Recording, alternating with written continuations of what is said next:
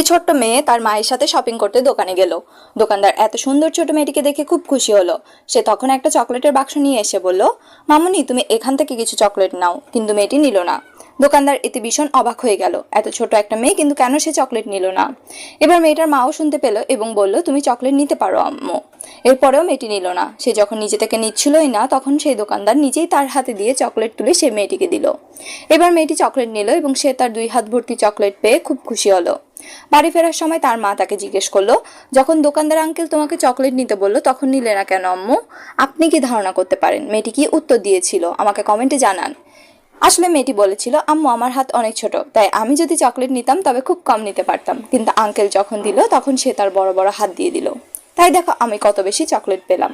আমরা যখন আল্লাহর পৃথিবীতে কিছু নেই তখন খুবই কম নিতে পারি, কিন্তু যখন আমাদের ভালো কাজের প্রতিদানে আল্লাহ আমাদের কিছু দেন তখন এত বেশি পরিমাণে দেন যা আমরা চিন্তাও